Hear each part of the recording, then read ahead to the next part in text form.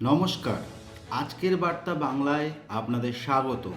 পশ্চিমবঙ্গের 2026 বিধানসভা নির্বাচন যত এগোচ্ছে ততই পরিষ্কার হচ্ছে এই ভোটে শুধু বিরোধী দল বনাম শাসক দল নয়, বড় লড়াই হচ্ছে দলের ভিতরের অসন্তোষ বনাম দলীয় নেতৃত্বের সিদ্ধান্ত।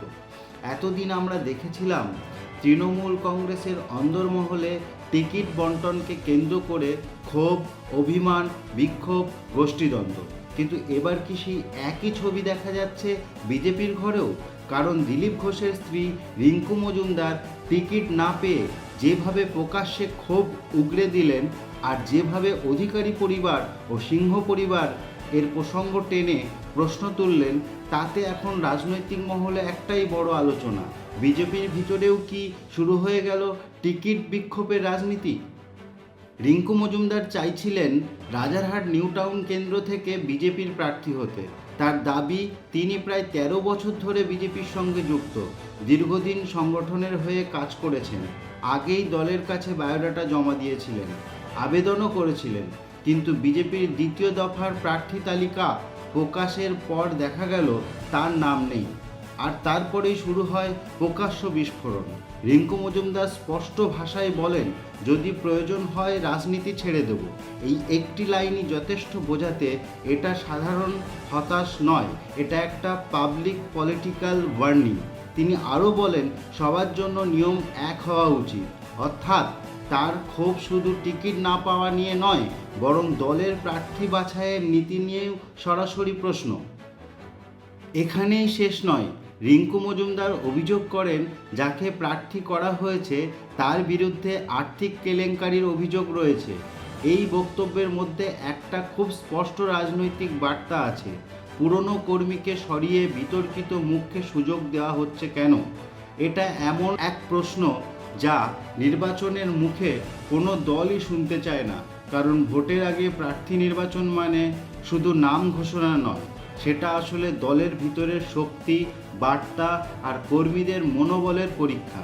আর যখন সেখানেই ক্ষোভ রাস্তায় বেরিয়ে আসে, তখন সেটা প্রতিপক্ষের হাতে বড় অস্ত্র হয়ে যায়। কিন্তু এই পুরো ঘটনায় সবচেয়ে বড় বিস্ফোরণ এসেছে অন্য জায়গায়। রিঙ্কু মজুমদারের দাবি, তাকে নাকি বোঝানো হয়েছিল একই পরিবার থেকে একাধিক সদস্যকে টিকিট দেওয়া হবে না।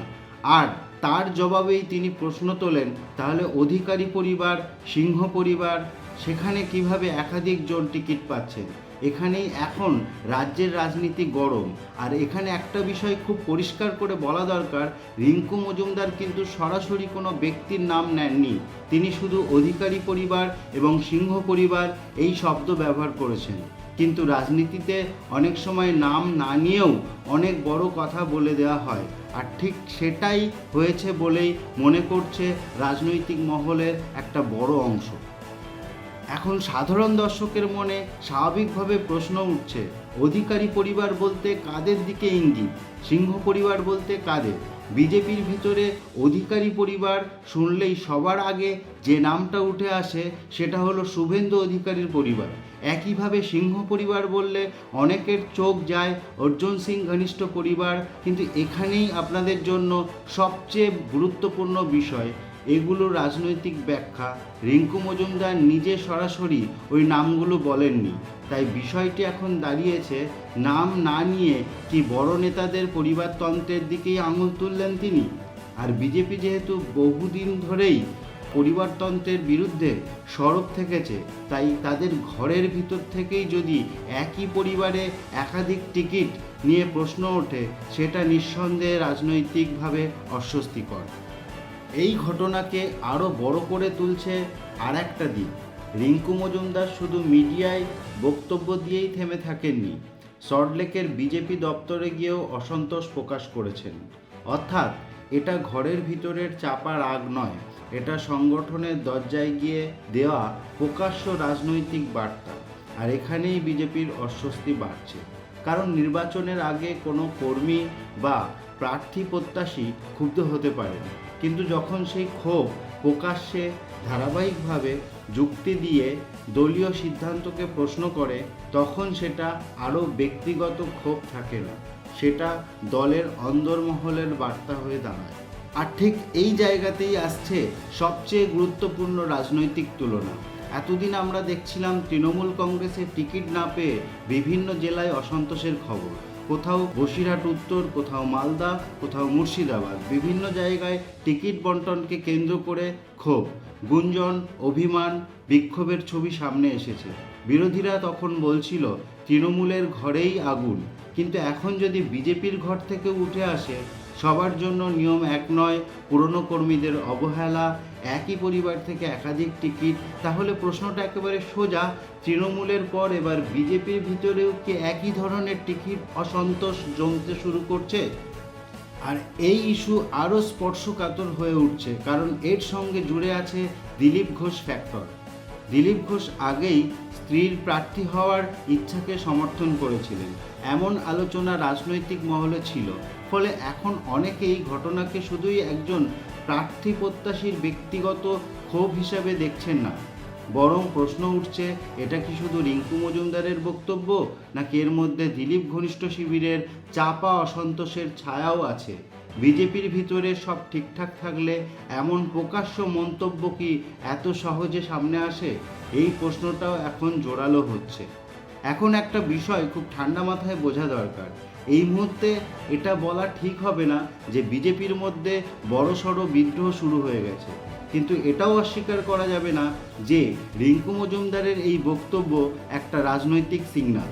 কারণ এই বক্তব্যে তিনটি বড় অভিযোগ আছে: এক, পুরনো কর্মীদের অবহেলা; দুই, প্রার্থী বাছাইয়ের বিতর্ক; তিন, একই পরিবারে একাধিক টিকিট নিয়ে প্রশ্ন। আর এই তিনটে অভিযোগই যে কোনো রাজনৈতিক দলের ভিত নাড়িয়ে দেওয়ার মতো, বিশেষ করে নির্বাচনের ঠিক আগে, যখন দলকে একসঙ্গে আত্মবিশ্বাসী আর আক্রমণাত্মক দেখাতে হয়। সবশেষে 2026 সালের পশ্চিমবঙ্গ বিধানসভা নির্বাচন যতই এগোবে ততই আমরা হয়তো আরও বেশি করে দেখতে পাবো বাইরের লড়াইয়ের আগে ভিতরের লড়াই। তৃণমূলের টিকিট নিয়ে ক্ষোভ যেমন খবর, তেমনি বিজেপির ঘর থেকেও যদি অধিকারী পরিবার, সিংহ পরিবার ইঙ্গিত তুলে ক্ষোভ প্রকাশ শুরু হয়, তাহলে সেটা নিছক ছোটোখাটো দলীয় অভিমান বলে উড়িয়ে দেওয়া যাবে না। কারণ ভোটের আগে সবচেয়ে বড় প্রশ্ন একটাই, যে দল নিজের কর্মীদেরই সন্তুষ্ট রাখতে পারছে না, তারা ভোটারদের কতটা একজোট বার্তা দিতে পারবে?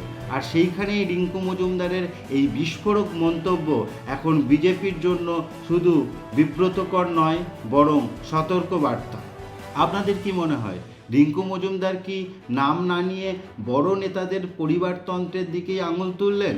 তৃণমূলের পর এবার বিজেপির মধ্যেও কি টিকিট বিক্ষোভের আগুন জ্বলছে? আর সবার জন্য নিয়ম এক, এই দাবির আড়ালে কি বিজেপির অন্দরেই বড় অসন্তোষ লুকিয়ে আছে? কমেন্টে আপনার মতামত অবশ্যই জানান। আজকের বার্তা বাংলার সঙ্গে থাকুন, আমি আবার ফিরব পরের কোনো আপডেট নিয়ে। ততক্ষণে ভালো থাকুন, সুস্থ থাকুন, সচেতন থাকুন।